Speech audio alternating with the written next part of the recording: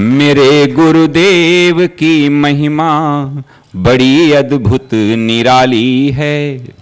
मेरे गुरुदेव की महिमा बड़ी अद्भुत निराली है भर जाती वो सब झोली जो जन्मों से ही खाली है भर जाती वो सब झोली जो जन्मों से ही खाली हैं।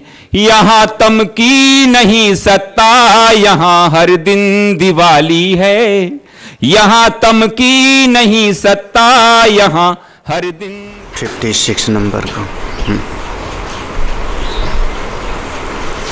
बिना क्षोध क्षमं मानम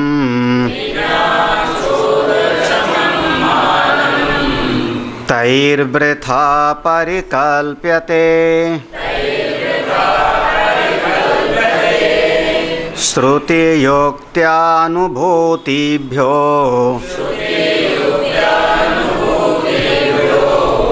वदतां किं नो दूषकम्।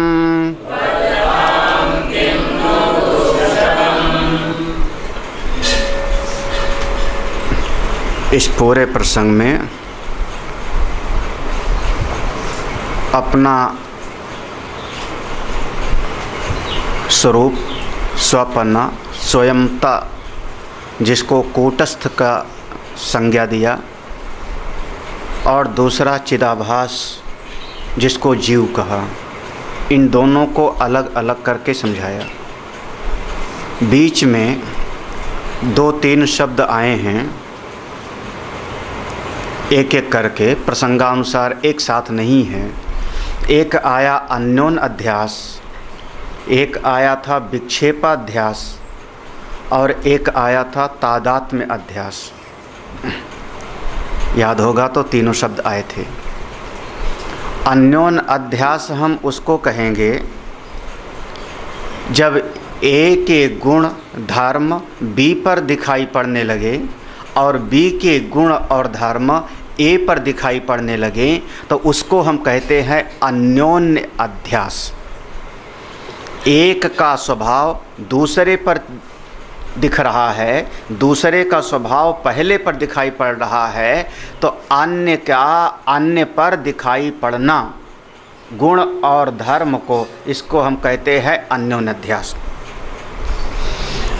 विक्षेप अध्यास हम उसको कहते हैं जब किसी की चित्त वृत्ति बहुत विक्षिप्त हो, शांत न हो, और अशांत अवस्था में मूला विद्या के बाद में उसकी चित्त में जो नासमझी से तमाम तरह की धारणाएं पैदा हो जाती हैं, एक नहीं अनेकानेक, उसको हम कहेंगे विक्षेपाध्यास।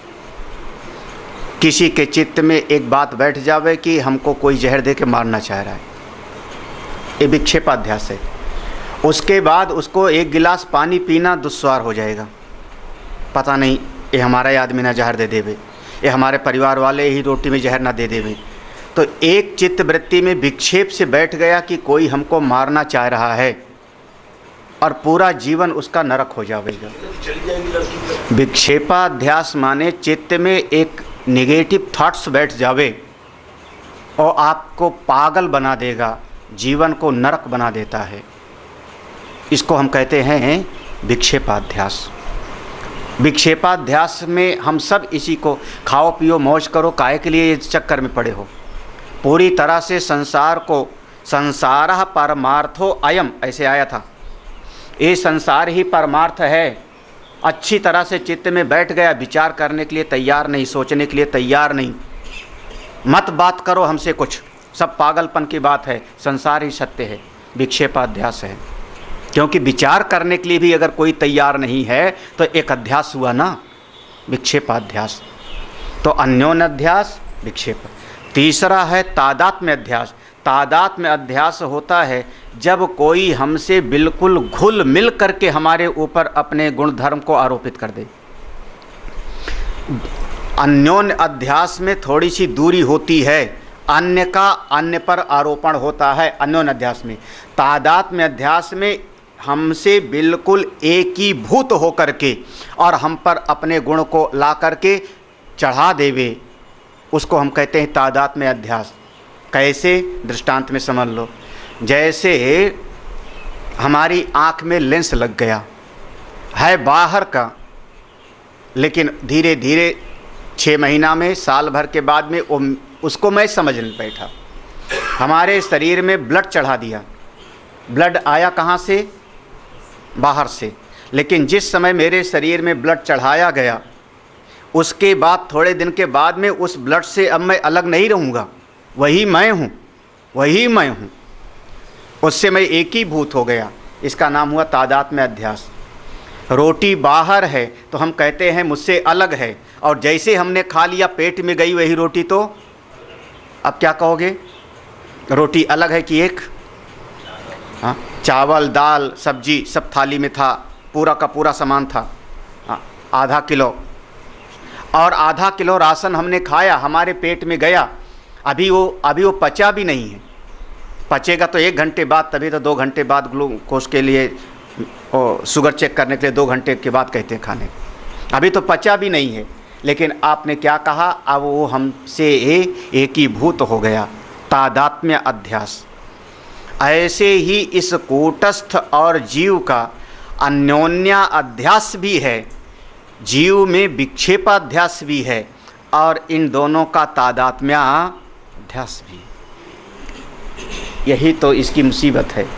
और जब इसका कूटस्थ और जीव का तादात्म्य अध्यास हो गया, तो तादात्म्य अध्यास होने पर दोनों एक भूत हो गए और व्यवहार एक जैसे होने लगता है। फिर वहाँ पर चर्चा भी होती है, बात भी होती है, तो अलग समझ के नहीं, बल्कि जीव और कूटस्थ को एक ही भूत करके हम उसकी चर्चा करने लगते हैं। यही मूला अविद्या की भ्रांति, पहले बताया था कल के प्रसंग में। ऐसा व्यवहार होने लगता है इस प्रकार से।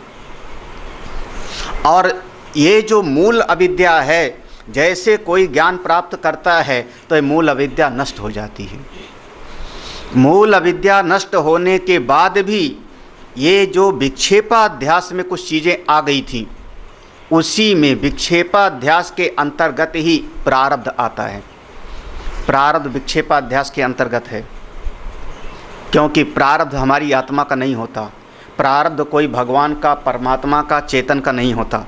प्रारब्ध किसका? पहले माना हमने देह की सत्ता को स्वीकार किया, तब हमने प्रारब्ध की सत्ता को स्वीकार किया। मूल विद्या तो ये है कि देह ही कल्पित है, प्रतिभाषित है। वो केवल कैसे है? जैसे उस चित्र पर एक वस्त्र मूल है और एक वस्त्र वहाँ पर किसी चित्र को पहना दिया है हमने, आभास है। तो देह तो आभास मात्र है, लेकिन हमने देह की सत्ता को स्वीकार कर लिया। ये विक्षेप है। हमारा शरीर तो है, भूख तो लगेगी, प्यास तो लगेगी, सर्दी तो लगेगी। तो जब आपने देह की सत्ता को स्वीकार कर लिया, तो हमने प्रारब्ध की सत्ता को भी अब स्वीकार किया। ये विक्षेपाध्यास है। तो जब मूला विद्या नष्ट हो गई, तो ये जो विक्षेपाध्यास है, तूला विद्या, ये प्रारब्ध के अनुसार थोड़े दिन तक बनी रहती है। कब तक? जब तक इस 2 शरीर का, स्थूल शरीर और सूक्ष्म शरीर, ये 2 का जब तक प्रारब्ध है, तब तक ये ज्यों का त्यों दिखाई पड़ता रहेगा। कैसे? न्याय दर्शन ने दृष्टांत दिया। जैसे तंतु के नष्ट हो जाने पर भी कुछ क्षण तक, कार्य के नष्ट हो जाने पर भी, कार्य जो बना है उसका उपादान कारण को आप मिटा दो, कार्य के उपादान कारण को आप तोड़ फोड़ दो, फिर भी वो कार्य कुछ क्षण तक ज्यों का त्यों दिखाई पड़ता है। वैसे मूल कारण का हमने नाश कर दिया अविद्या का, फिर भी उस अविद्या का कार्य शरीर कुछ क्षण तक दिखाई पड़ता है। कुछ क्षण माने 40-50 साल कीमती नहीं है यार, क्योंकि यहाँ पर समय की सीमा अनंत है। तो इसमें जो है 40-50 साल कौन से मायने है? हाँ, ये क्षण भी नहीं है, ये पल भी नहीं है। हाँ, क्षण की भी और छोटी इकाई होती है पल। हाँ, ये पल भी नहीं है। पलक झपकने मात्र से कोई देरी थोड़े है। इतना अगर कारण शरीर रहता तो दूसरा जन्म होता। विद्या प्राप्त करते ही कारण शरीर का तो हो गया स्वाहा।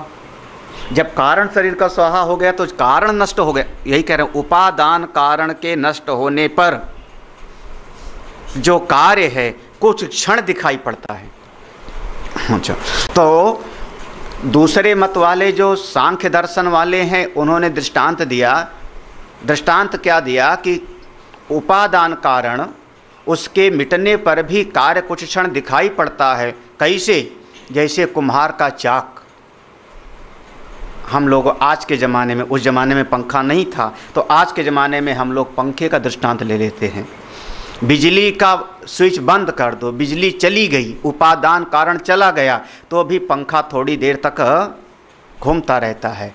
बिल्कुल उसी प्रकार से ये शरीर का जो प्रारब्ध है, इसका उपादान कारण अविद्या, उपादान कारण ब्रह्म नहीं।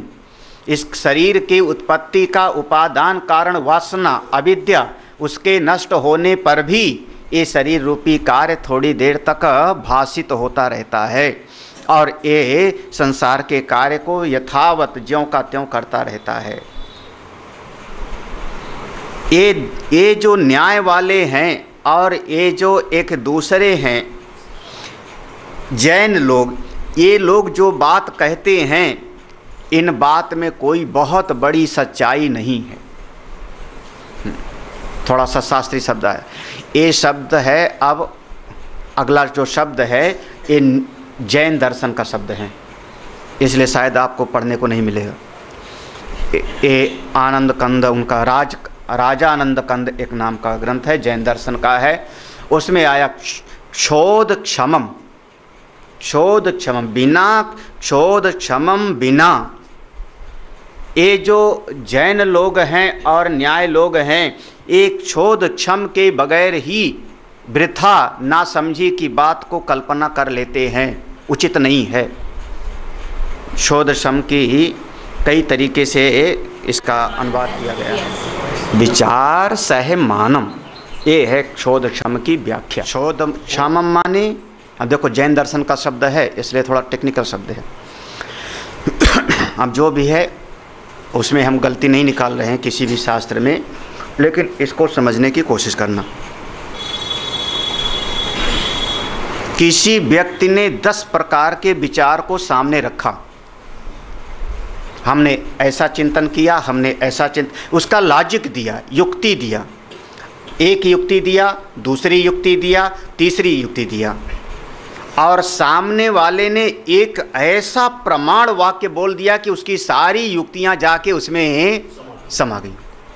चाहे कह दो कट गई, चाहे कह दो समा गई। उसने 10 तरह की बात बताई, 10 तरह की बात बताई।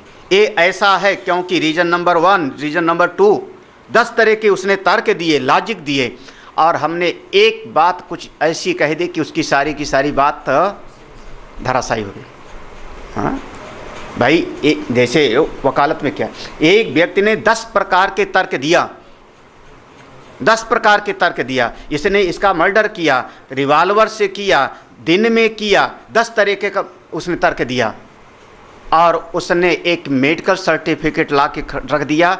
जिस समय की बात है उस समय मैं अस्पताल में भर्ती था। भाई सामने वाले ने 10 प्रकार के लॉजिक दिया, दिन में मारा, रिवॉल्वर से मारा, ये किया, वो किया, और उसने एक प्रमाण सामने रख दिया अस्पताल का कि उस समय मैं अस्पताल में भर्ती था। चाहे झूठा सही का नहीं कह रहा हूँ, लेकिन वो प्रमाण देखा जज ने ना, तो उसके 10 प्रकार के तर्क कितने हो गए, सब के सब। तो इसको कहते हैं क्षोध क्षम। एक ऐसा प्रमाण की बात बोलो जिसमें आपके जो मन की तरह तरह के उथल पुथल हैं सब उसमें समा जावे। आप क्या सोचते हो उस पर मेरा ध्यान नहीं है, आप सही सोचते हो कि नहीं। हाँ हाँ, अरे महाराज भले कुछ भी हो, बाल बच्चों को तो पालना पड़ेगा, ये तुम्हारा लौकिक बात है, ये प्रमाण में धराशायी हो जाएगा। क्या करें महाराज, अरे भूख तो लगेगी, प्यास तो लगेगी, जंगल में भी जाएंगे तो ये तुम्हारे 10 तरह के तर्क होंगे, एक प्रमाण पर ये सब का सब धराशायी हो जाएगा, सब धराशायी हो जाएगा। ऐसा एक प्रमाण की बात, एक ऐसी बात बोलो इसको कहते प्रमाण युक्त। एक ऐसी बात बोलो कि सामने वाला सब चारों खाने ही, है ना, ठीक है। हजारों तरह के तर्क दिया है बौद्धों ने। भगवान शंकराचार्य जी ने एक बात कह दिया, शून्य को जान के कहते हो कि बिना जाने? अब लो, शून्य को जान के कहते हो कि बिना जाने? उनका इतना बड़ा शास्त्र, इतना बड़ा विचारों का धरातल, युक्तियों का धरातल, हाँ, कि न सत से सत पैदा होता है, न सत से असत पैदा होता है, चतुष्कोटि न्याय और तमाम तरह के उनके तर्क के शास्त्र एक शब्द पर क्या, कि शून्य को जान के कहते हो कि बिना? अगर जान के कहते हो तो जानने वाला पूर्ण होगा, और बिना जाने कहते हो तो नासमझी की बात है, फिर अज्ञानी हो। बिना जाने कहोगे कैसे? ठीक है, इसको हम कहते हैं क्षोध क्षम। क्षोध क्षम, क्षम माने सबको समा लेना, सबको डुबा देना। कितना? किसमें? उस प्रमाण वाक्य में, प्रमाण वाक्य में, ठीक है ना। आप लाख 10 दिन से बताओ महाराज मैं बहुत दुखी हूँ, अमुक ने मेरे साथ ये किया, उसने मेरा सामान चुराया, उसने मेरे को गाली दिया, तमाम तरह का उसने तर्क दिया। हमने कह दिया एक बात, दुख को जानने वाला दुख से अलग होता है। दुखिनो यदि भवेत आत्मा का साक्षी दुखिनो भवेत। अगर आप दुखी होते तो आप दुखी होते तो दुख को जानते कैसे? हाँ। दुखिनो साक्षिता नास्ति। जो दुखी होता है वो साक्षी नहीं, और जो साक्षी होता है वो कभी दुखी होता नहीं, क्योंकि जानने वाला जानी हुई चीज़ से अलग। तो मन के सुख, तुमने 10 प्रकार के लॉजिक दिया और 10 प्रकार के तर्क को, अरे मैं दुखी हो रहा हूँ, लेकिन ठीक है तुम्हारा मन दुखी हो रहा है, क्योंकि दुख को जानने वाला उससे अलग हो। बस एक लाइन में बिना, तो ये जितने तर्क देते हैं कौन, नैयायिक, जैन, सांख्य, तमाम लोग तर्क देते हैं ना, ये सब के सब क्षोध क्षम के बगैर तर्क देते हैं। वृथा कल्प्यते, नासमझी की बात की कल्पना करते हैं, हवाई किला बनाते हैं, मन की उड़ान इनकी चलती है। वृथा वृथा क्यों? क्योंकि हमारे लिए 3 प्रमाण वाक्य हैं, 3 ही हमारे मूल हैं, श्रुति, युक्ति और अनुभूति। जैन दर्शन का क्षोध क्षम रूपी शब्द को स्वामी विद्यारण जी ने उसको वहाँ से, हाँ, इसको अध्याहार किया है। तो यहाँ उत्तर पक्षी सिद्धांतिक है, ये सिद्धांत है, यहाँ पर सिद्धांत दिया जा रहा है कि प्रमाण कौन सा होता है। आपके मन की कल्पना को हम सही नहीं समझते, आप क्या सोचते हो सोचते रहो, प्रमाण क्या है? तो प्रमाण हमारे लिए है श्रुति, युक्ति और अनुभूति। हाँ, श्रुति, युक्ति और अनुभूति। तो श्रुति भी ऐसे कहती है, क्या श्रुति कहती है? कि श्रुति कहती है कि ये शरीर जो दिखाई पड़ रहा है, इस शरीर का अपना प्रारब्ध है, ज्ञान होते ही अविद्या नाश हो जाती है, लेकिन फिर भी ये शरीर थोड़ी देर तक अपना काम करता रहे। ये श्रुति है। कौन सा? छांदोग्योपनिषद की श्रुति, देखो उदाहरण दे दिया, तस्य तावदेव चिरम यावन्ना विमोक्षे अथ संपत्से। युक्ति क्या है? कुम्हार का चाक युक्ति है, वो युक्ति है, तर्क है। और अनुभव साक्षात एक नहीं अनेकानेक महापुरुषों का जीवन, वो साक्षात अनुभूति है कि वो तत्ववेत्ता हैं, ब्रह्मनिष्ठ हो गए, फिर भी उनका शरीर अभी काम कर रहा है, अभी किसी को आशीर्वाद देते हैं, किसी को डांटते भी हैं, शास्त्र भी पढ़ाते हैं, शास्त्र का श्रवण भी। महाराज मान लो हम पूज्य गुरुदेव, स्वामी अखंडानंद महाराज, उड़िया बाबा, रामकृष्ण परमहंस, ये सब तो हमारे लिए स्वयं ब्रह्म स्वरूप है। हाँ, वो जीवन मुक्त महापुरुष हैं, कोई उनका दोबारा जन्म नहीं होगा, कोई दोबारा जन्म नहीं होगा।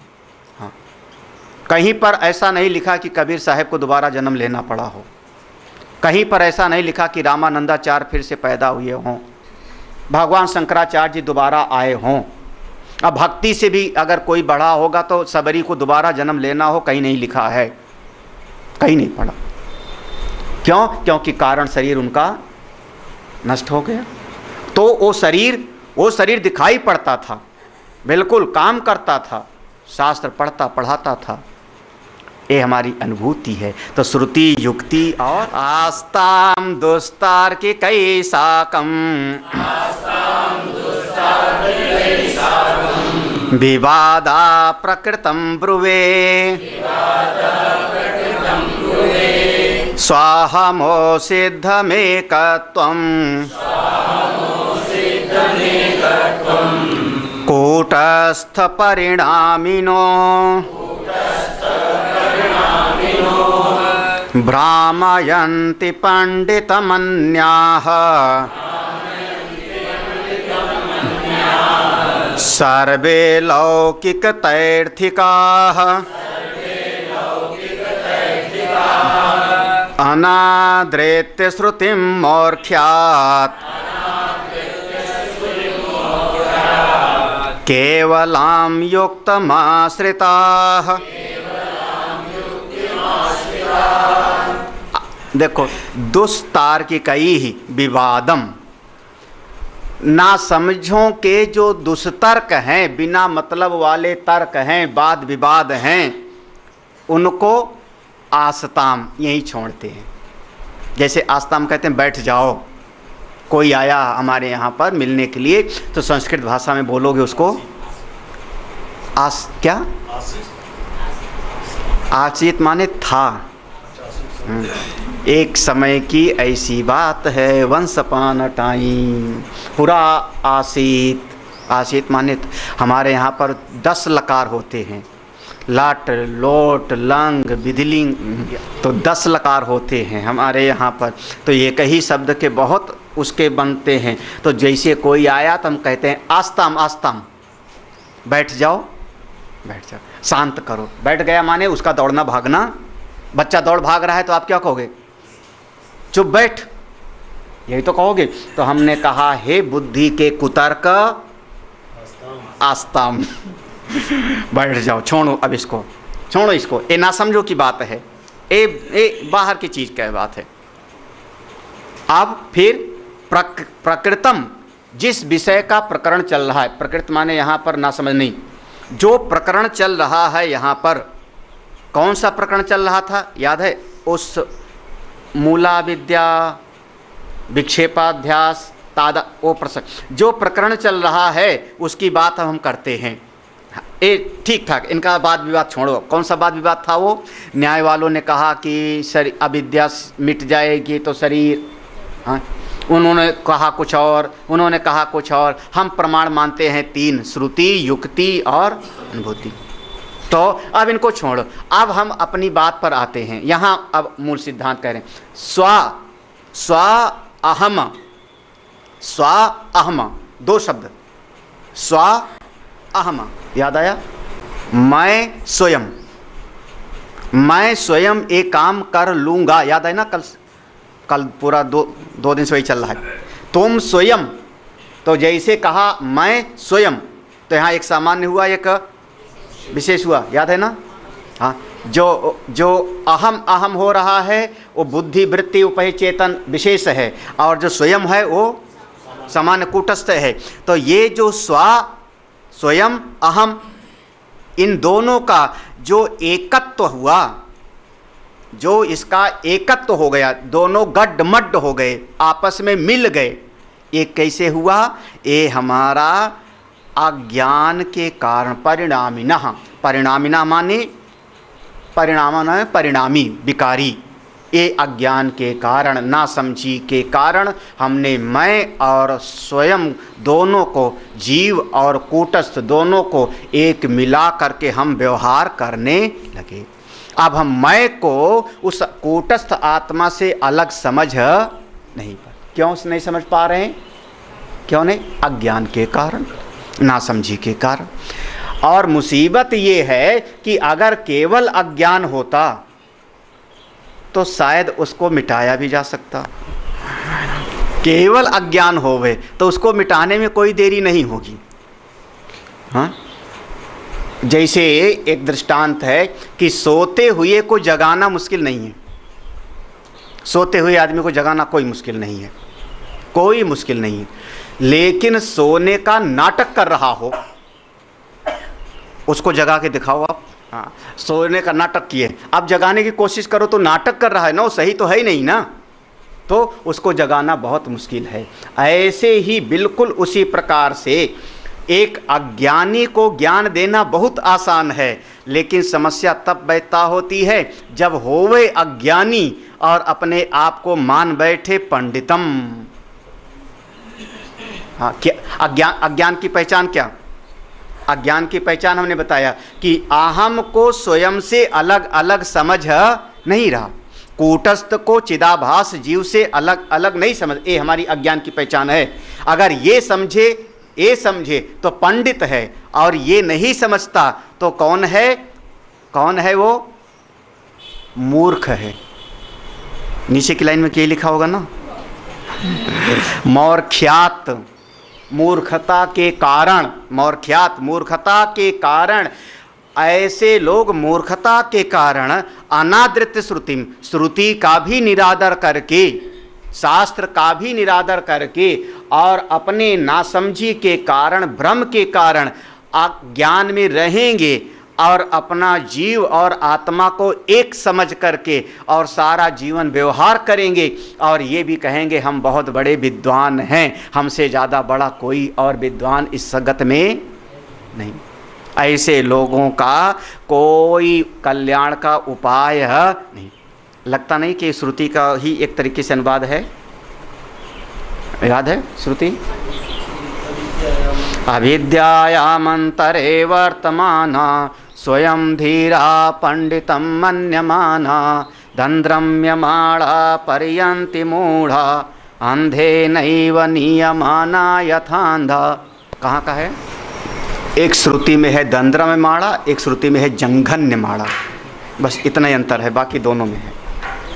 अथर्ववेद और यजुर्वेद दोनों, मुंडक और कठोपनिषद दोनों में है, लेकिन एक में है जंघन्यमाणा पर्यन्ति मूढ़ा और एक में है दंद्रम्यमाणा पर्यन्ति। बाकी पूरा का पूरा तीनों लाइन जो करते हैं। इतना काम मैं आप पर छोड़ रहा हूँ, थोड़ा आप लोग ढूंढो, शास्त्र को लेकर के खोलो, इसी बहाने देखो, उल्टो पलटो, नींद में मत पड़े रहो। हाँ, रात में सोए नहीं ठीक से तो नींद आवेगी, जो रात में ठीक से सोता नहीं उसको नींद आवेगी, और या तो रात में जम के खा लेता है उसको नींद आवेगी। दो ही आदमी को ज़्यादा नींद आती है सत्संग में, कौन? या तो रात में ज़्यादा खाए और या तो रात में कम सोए। समझ में ना आए तो, हाँ? समझ में ना आए तो, समझ में जब नहीं आएगा ना तो मन टिकेगा नहीं, मन कुछ और सोचेगा, नींद नहीं आएगी, मन कहीं और चला जाएगा। बम्बई चला, कलकत्ता चला गया, अपने भाई बहन का सोचने लगा, ये काम करूँगा, कब महाराज जी पता नहीं कहाँ सुनाए रहे हैं, कुछ समझ में आवत नहीं बा। तो मन कुछ और सोचेगा, नींद नहीं आवेगी, मन भटक जाएगा। अगर नहीं समझ में आवेगा तो अगला श्लोक पढ़ो। चलो अपने आप थोड़ा बहुत पढ़ लेना। तो हमको श्रुति का जो शब्द लिखा अनादृत श्रुतिम, वेद की ऋचाओं का अनादर करके विपरीत तरीके से ऐसे नासमझ लोग अपनी बात कहते हैं, तो वेद की ऋचाओं को कैसे समझना चाहिए? अगला बहुत बढ़िया है, आप लोगों के बड़े काम का। पूर्वा पर परामर्श विकलास्तत्र केचन वाक्याभासान् स्वस्वपक्षे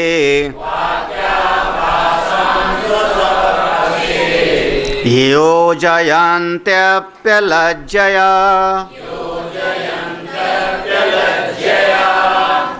जब हमारे शास्त्र में कोई बात होती है तो उस एक मंत्र को, एक लाइन को समझने के लिए उसके पहले के पूरे प्रसंग को देखना पड़ता है। पूर्वा, पूर्व माने पहले का, फिर बाद में है पर, उस लाइन के बाद की भी बात को समझना पड़ता है कि बाद में क्या है। केवल एक लाइन पकड़ने से काम नहीं चलेगा। तो एक लाइन पकड़ने से काम नहीं चलता। अब उससे तो मुसीबत, यही तो सारे नेता लोग कहते हैं, एक लाइन पकड़ लिया, संदर्भ कोई और था, पहले वाली बात को हमने कहा पूर्व, बाद वाली को कहा हमने पर। जब कोई पूर्व का, पहले का, बाद की बात का ध्यान नहीं देगा और एक लाइन को पकड़ लेगा, तब उसकी बुद्धि कैसी होगी? विकलाह तत्र। कुछ लोग फिर विचलित हो जाएंगे, ठीक ठीक शास्त्र को समझ नहीं। और समस्या क्या होगी? वाक्याभास। भले वो वेद की बात कहेंगे लेकिन वहां पर वाक्याभास हो जाएगा, क्योंकि एक लाइन पढ़ने, एक लाइन में तो हमारे यहाँ ये भी लिखा है कि अन्नम हवै ब्रह्म, अन्न ही ब्रह्म है ना, शरीर ही ब्रह्म है, ये लिखा है। अन्न से शरीर बना है, शरीर ही ब्रह्म है, ये भी तो लिखा है। हाँ? पकड़ लो तो हम कहेंगे नहीं, पूर्वा, यहाँ पर अन्नमय कोश का प्रतिपादन किया जा रहा है, इसको कहते। और अगर आप पूरे प्रसंग को ठीक ठीक नहीं समझोगे तो आप फंसोगे किसमें? वाक्याभास में। ये बहुत बार होता है, स्वामी जी ने ऐसा कहा मुझको, ये नहीं ध्यान देगा किस प्रसंग में कहा, क्यों कहा। अरे स्वामी जी ने डांटा, बिल्कुल सही डांटा, मैंने किस लिए डांटा? पूर्वा, पर, बाद में, किस लिए डांटा? उस प्रसंग को नहीं दे, लेकिन बस एक लाइन पकड़ के बैठ गया कि स्वामी जी ने हमको डांटा, स्वामी जी ने ऐसी बात कही। क्यों क्यों, किस कारण से, क्या प्रयोजन रहा होगा? इसको कहते हैं पूरे प्रसंग पर ध्यान देना पड़ता है। एक लाइन पकड़ के कभी बैठो मत। ऐसे रिश्तेदारी में, परिवार में भी किसी आदमी ने एक बात कह दिया, आप पकड़ के बैठ गए और फिर 25 साल तक दुश्मनी उस रिश्तेदारी से ना जी, पूर्वा पर, अन्यथा वाक्याभास में फंस जाओगे। ठीक है, क्लियर ना? हाँ, योजयंती आपी अलज्जया, जो एक लाइन पकड़ के और उसी को रगड़ना शुरू कर दे, आपने ऐसा कहा ना, आपने ऐसा कहा ना, उसको एक लाइन कह देना, तो उसको शर्म नहीं आती? निर्लज्ज, पूरी बात को तो समझता नहीं और एक लाइन को पकड़ के बैठ गया, निर्लज्ज। यही लिखा हुआ है, यही लिखा हुआ है। अलज्जया, अलज्जया माने तुझको बेशरम हो।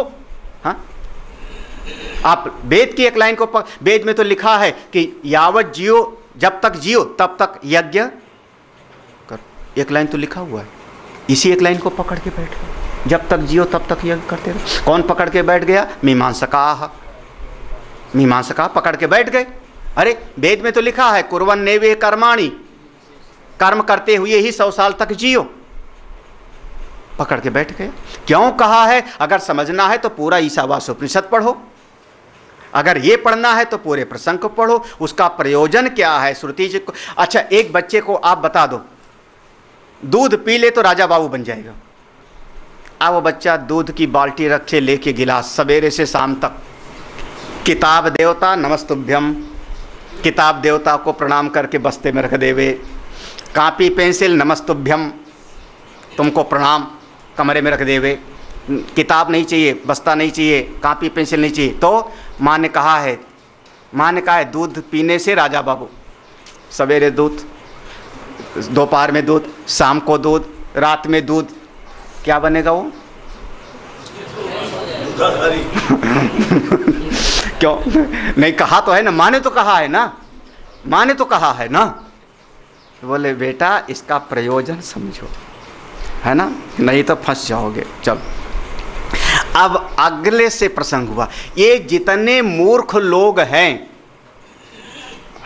मूर्ख, अपने आप को समझते हैं पंडित, उनकी नासमझी के कारण क्या हुआ था याद है? नासमझी कहाँ आई थी कि अहम को स्वयं से एक करके दिया था ना, दोनों को अलग अलग करके समझ नहीं पाए। भाई पागल माने क्या, ना समझ क्या, जो चावल और कंकड़ को अलग अलग न कर पावे, उसी को तो एक बच्चे को आप दे दो चावल की बीन के लाओ और चावल से कंकड़ ना बीन पावे तो आप कहोगे अकल नहीं है, यही तो कहोगी। हाँ, तो जब अलग अलग करके ना समझ पावे, अपनी अकल से बड़ा होना है, देख करके नहीं दुनिया को, नहीं तो वाक्या बात। तो जो लोग हैं तो मूर्ख, मूर्खता की पहचान क्या थी हमारी? मूर्खता की हमारी पहचान है, वो मापदंड है, पैमाना है मूर्खता की, कि जिन्होंने अपने चिदाभास को कूटस्थ से अलग नहीं समझा, दोनों को गड्ढमड्ढ कर दिया, शरीर आत्मा को अलग अलग नहीं समझा, वही मूर्ख हैं, वो नासमझ हैं। लेकिन बात करते हैं बड़ी बड़ी ज्ञानियों के जैसे। उनसे पूछो आत्मा क्या है, आत्मा के बारे में तो, अरे बैठ बैठ, आज मैं तुझको आत्मा का ज्ञान देता हूं। कौन? एक मत आया चारवाकों को, नाम है लोकायत दर्शन। ज़्यादातर लोग इसी मत वाले हैं। देखो अब यहाँ से मतों का चिंतन है, और एक नहीं कई मत हैं। आत्मा के बारे में क्या क्या समझते हैं? आत्मा के बारे में तरह तरह के मत हैं। अब कोशिश करना, और ये सब आपका सुना हुआ है, सब सुना हुआ है, समझा हुआ है, इस पर खुद विचार करना। हम लोग पढ़ते जाते। कूटस्थादि शरीरांत संघातस्यात्मतां जगुः लोकायता पामराश्च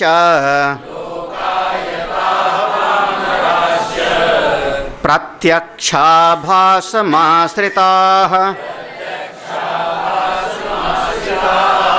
श्रौति कर्तुं स्वपक्षं ते कोशमन्नमयं तथा विरोचनस्य सिद्धान्तं प्रमाणं प्रतिजज्ञिरे। ये कौन है? लोकायताः। नीचे देखो, लोकायत दर्शन माने कौन? चारवाक। चारवाक लोकायत दर्शन वाले। कूटस्थादि शरीर, कूटस्थ से लेकर के शरीर पर्यंत, मतलब भीतर का जो चेतन है वो, फिर उसके बाद कारण शरीर, सूक्ष्म शरीर और स्थूल शरीर, सबको अलग अलग नहीं समझ पाते, सबको अलग नहीं। संघातस्य, पूरे संघात में आत्मताम, एकत्व का भाव बना लिया। ये शरीर ही आत्मा है, शरीर ही आत्मा है। क्यों? दिखाई पड़ता है यार, दिखाई पड़ता है। जब शरीर ने खाया तो मैंने कहा ना कि मेरी आत्मा तृप्त हो गई, पानी पिया मेरी आत्मा संतुष्ट हो गई, दुख मिला मेरी आत्मा बड़ी दुखी। दुख किसको मिला? थप्पड़ किसको लगा? इस गाल को। दुखी कौन हुआ? मेरी आत्मा दुखी हुई। तो शरीर से लेके कूटस्थ सब एक ही, यही आत्मा है। ये प्रत्यक्ष को ही, प्रत्यक्ष भी ठीक ठाक नहीं, इसलिए प्रत्यक्षाभास, प्रत्यक्षाभास में पड़े हुए लोकायत लोग शरीर को ही आत्मा समझते हैं। ओ महाराज, इनको मूर्ख ज़्यादा मत समझना। अपनी बात को पक्का करने के लिए वेद का दृष्टांत देंगे। श्रौति कर्तुम स्वपक्षम ते, स्वपक्षम, अपने पक्ष को सिद्ध करने के लिए श्रुति का सिद्धांत सामने लेंगे। वेद नहीं पढ़ा तुमने? लिखा हुआ है, वेद में लिखा हुआ है। क्या लिखा हुआ है? अन्नाद्य खल्युमानि भूतानि जायन्ते अन्नेन जातानि जीवन्ति अन्नं प्रयन्त विषं विशन्ति। अन्न ही ब्रह्म है, यही तो लिखा है। अन्नमयम शरीर, अन्नमय ही सब कुछ, सब अन्न से पैदा हुआ, अन्न से चल रहा है, अन्न में ही सब मिट जाता है, अन्न ही सब कुछ है, इसलिए अन्नम हवै। लिखा नहीं वेद में? बोले हाँ लिखा तो है महाराज। हाँ, लेकिन तुमने जो पूर्व और पर को सोचा नहीं, पहले और आखिर के ये सब पढ़ा हुआ है तैत्तिरीय उपनिषद आप लोगों ने, है ना? वहाँ एक एक सीढ़ी आगे बढ़ाया गया है। हाँ, वहाँ अन्न, अन्नमय कोश, फिर प्राणमय कोश को ब्रह्म कहा जाएगा, फिर मनोमय कोश को ब्रह्म कहा जाएगा। 5 कोश की प्रक्रिया से तैत्तिरीय उपनिषद पढ़ाता है। हाँ, तो अच्छा, और फिर दृष्टांत बताओ, पंचांग से सिद्ध करो अपनी बात को। हाँ, दृष्टांत कौन सा? वेद में दृष्टांत नहीं है, विरोचन का ज्ञान। अब ये भी शायद पढ़ के आए हो, इंद्र और विरोचन गए थे ज्ञान पाने को, तो विरोचन ने दक्षिणे वाले नेत्र में देखा था, तो उनको अपना शरीर दिखाई पड़ा, बड़ा प्रसन्न होकर आया, ये शरीर ही सब कुछ है, इसी को खिलाओ पिलाओ सजाओ संवारो। तो एक ये लोग हैं कैसे, एक लाइन में कह देते हैं ना, पामर हैं। हाँ, ये लोकायत दर्शन वाले जो शरीर को ही आत्मा समझते हैं, ये लोग पामर हैं। पामर माने बहुत गए गुजरे हैं। हाँ, गोस्वामी ने 4 शब्द प्रयोग किया ना, साधक, विषयी, सिद्ध, सुजाना। साधक विषयी सिद्ध सुजान। साधक विषयी सिद्ध और चौथा पामर। तो गोस्वामी ने 4 भेद किया है, पामर, विषयी, साधक और सिद्ध। अब क्रम बनाओ तो इस तरीके से, पामर गया गुजरा, विषयी उससे श्रेष्ठ, साधक उससे भी श्रेष्ठ, सिद्ध पहुँचे। इस तरीके से उन्होंने पामर का सरल सा अर्थ कह लो, जो पाने के लिए मर जावे, हाँ मर मिटे, अब तो मैं पाकी छोड़ूंगा चाहे कुछ हो, उसका नाम हुआ पामर। बड़ा आसान सा। तो इनका ज़्यादा इसमें समय मत गवाऊँ। चलो अगला। अब कुछ दूसरे मत वाले आए, ये भी लोकायत वाले हैं। लोकायत वाला पर जो शरीर से थोड़ा भीतर चले गए, इंद्रिय को आत्मा समझते। शरीर को जो आत्मा समझे वो पामर है, पागल है, दुष्ट है, अकल उसके धेले भर की ही नहीं, शरीर आत्मा नहीं। ठीक है ना? मोटा मोटा आत्मा कौन है? कूटस्थ, निर्विकारी, हमेशा एक जैसे रहने वाला। अगला, जीवात्म निर्गमे देहे मरणस्यात्र दर्शनात् देहातिरिक्त एवात्मिति आहुर्लोकायता परे प्रत्यक्षत्वेन अभिमतहम् धीरदेहातिरेकिणम्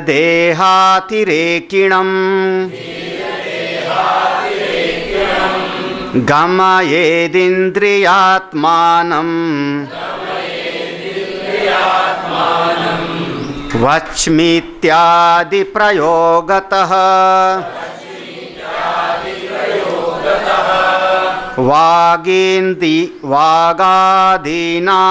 वागादीनामिन्द्रियाणाम् कलह श्रुतिषु श्रुतः तेन चैतन्यमेतेषाम्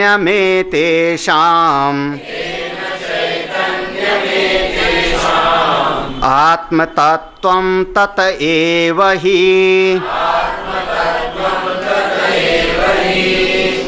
ये जो दूसरे लोकायत है ना, लोकायता परे, नीचे है श्लोक में 62वें नाम में, परे लोकायता, दूसरे लोकायत, मतलब 4 वाक्य ही भाई बंद एक और हैं उन्हीं के भाई बंद हैं 4 वाक्य ही।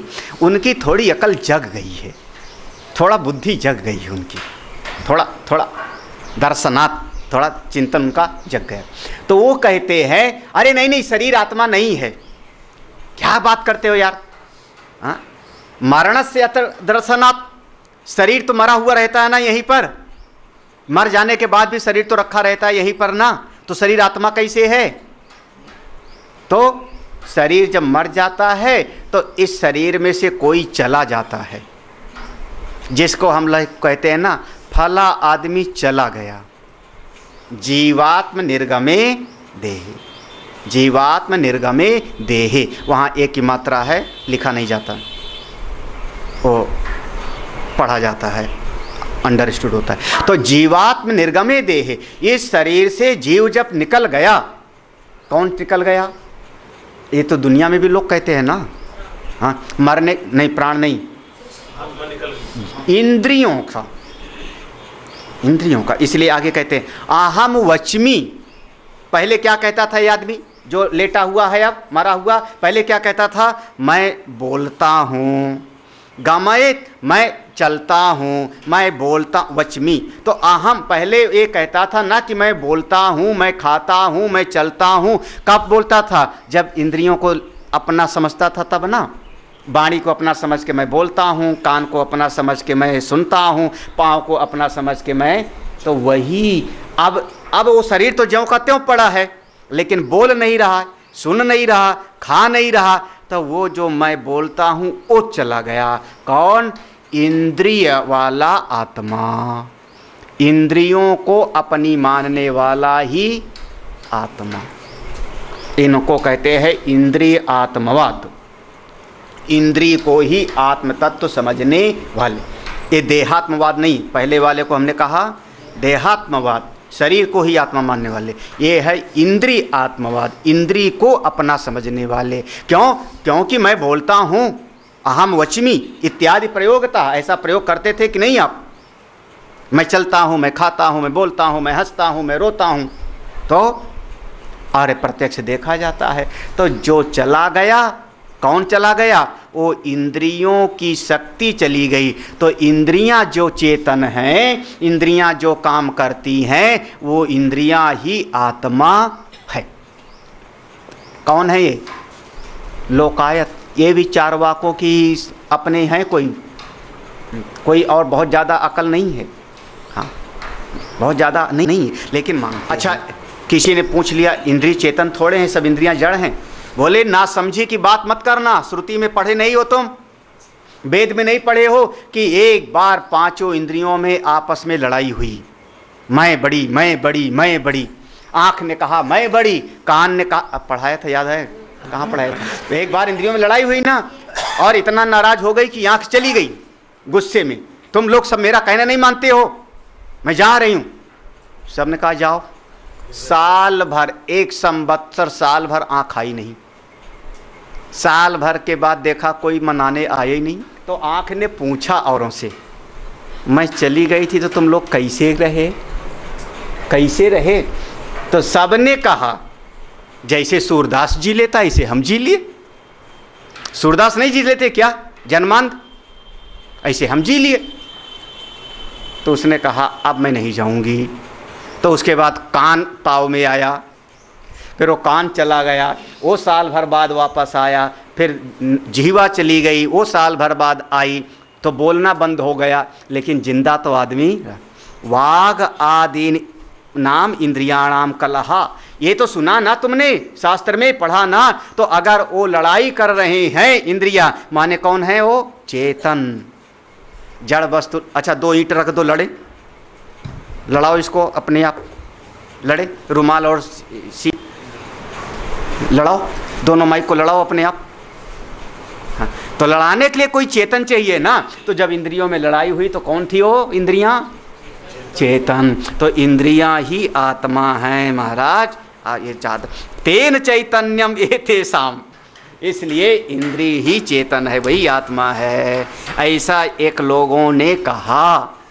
तो एक ने कहा शरीर आत्मा है, कौन? मूर्ख, पामर। दूसरे ने कहा इंद्रिय आत्मा है। तीसरे ने कहा महाराज, वो आगे आया आकड़ करके, चुप रहो, देह आत्मा नहीं, इंद्रिय आत्मा नहीं, जो मैं कहता हूं समझो। क्या समझे महाराज? हिरण्य गर्भा प्राणात्मवाद, हाँ नहीं, सब मन मर्जी से पढ़ लो। हाँ, हिरण्य गर्भा प्राण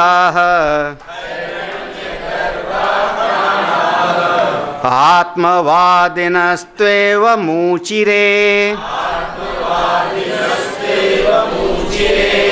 चक्षुराद्यक्षलोपेऽपि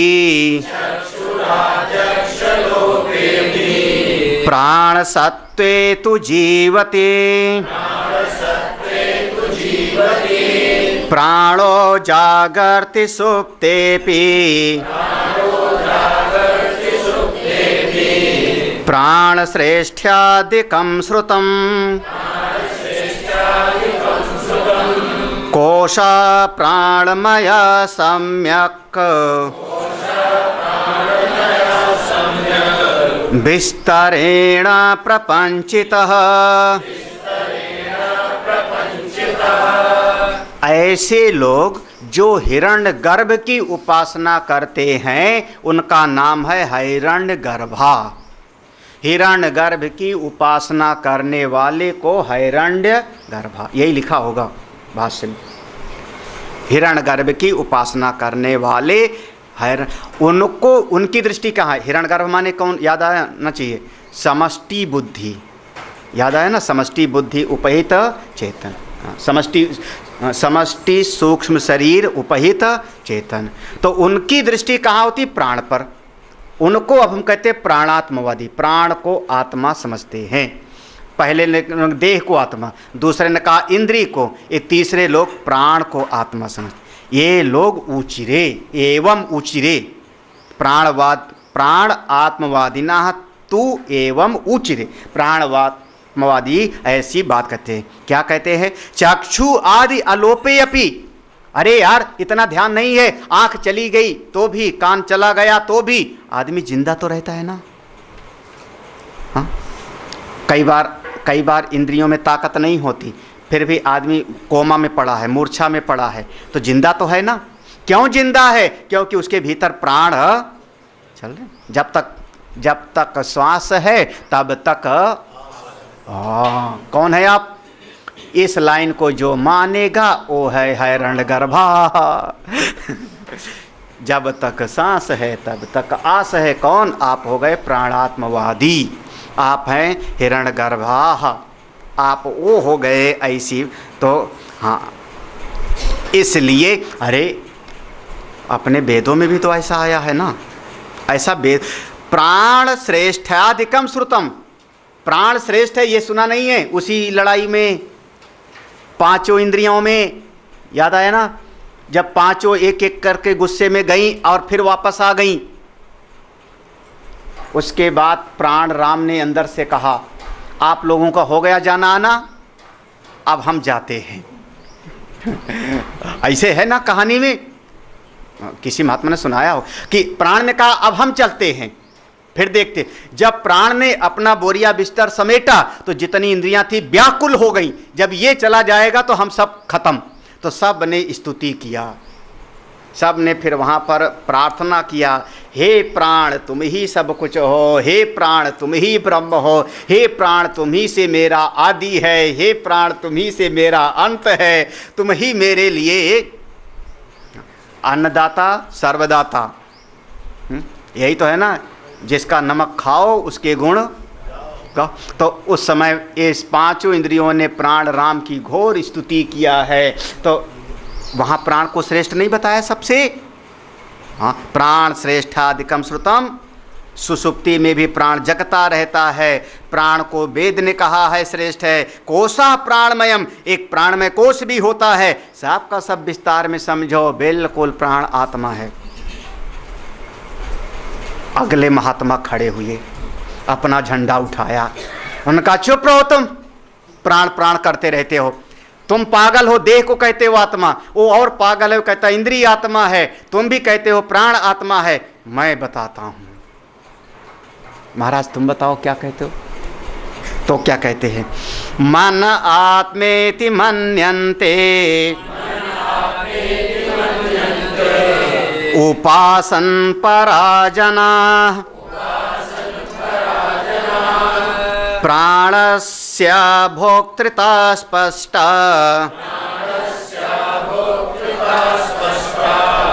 भोक्तृत्वं मनसस्ततः मन एव मनुष्याणाम् कारणं बन्धमोक्षयोः श्रुतो मनोमया कोशः तेनात्मेति रीतं मनः। तीसरे ने कहा मन आत्मा इति, मन ही आत्मा है, ऐसा मन्यन्ते, मैं मानता हूँ। कौन लोग मानते हैं? उपासन पराह, उपासन, जो उपासना, क्योंकि उपासना किससे करेंगे हम? भजन किससे करेंगे? मन से। मन से तो भजन करेंगे। हाँ। मन के हारे हार है, मन के जीते जीत, तो मन ही सब कुछ है। क्या भजन गाया? हाँ, ये भजन भूल गया मैं। मन की खटपट को मार लो। हाँ? अच्छा, मन की तरंग को मार लो, बस हो गया। तो मन ही आत्मा है, क्योंकि मन ही सब कुछ करता है। प्राणस्य अभोक्तृता, प्राण भोक्ता नहीं हो सकता, प्राण केवल शक्ति देता है। प्राणस्य अभोक्ता, क्योंकि मन को भी, हाँ। अच्छा, जब आपने भोजन किया, तृप्त कौन हुआ? प्राण की मन। सुखी कौन हुआ भोजन देख करके? प्राण की मन, हाँ। भाई मिर्ची देख करके कौन दुखी हुआ? कौन दुखी है? प्राण की मन। श्वास तो चलती रहेगी, बल्कि मिर्ची खा लो तो श्वास थोड़ी और तेज चलने लगेगी, हाँ? भोक्ता कौन हुआ? सुखी दुखी कौन हुआ? हमारा मन। तो प्राणस्य अभोक्तृता, प्राण भोक्ता नहीं है। कौन है भोक्ता सब चीज का? मन। इसलिए मन ही आत्मा है, मन ही सुखी दुखी होता है। अरे वेद में नहीं लिखा क्या? पढ़ाया हुआ हूँ, मैं भी पढ़ाया हूँ, ये कभी न कभी किताब भी छपी है, पढ़ लेना। मन एवं मनुष्याणाम, कहाँ कहा ये?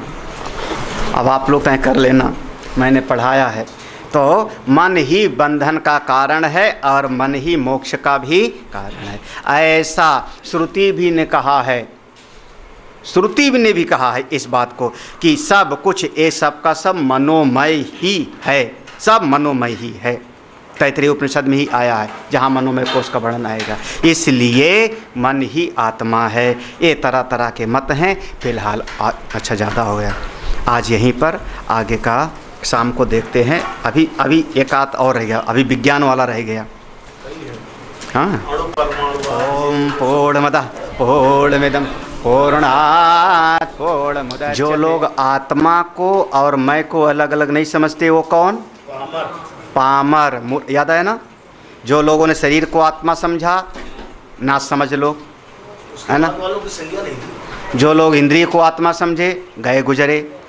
जो लोग केवल प्राण को आत्मा समझे, ठीक है, उपासना करने वाले होंगे हिरण्यगर्भ की।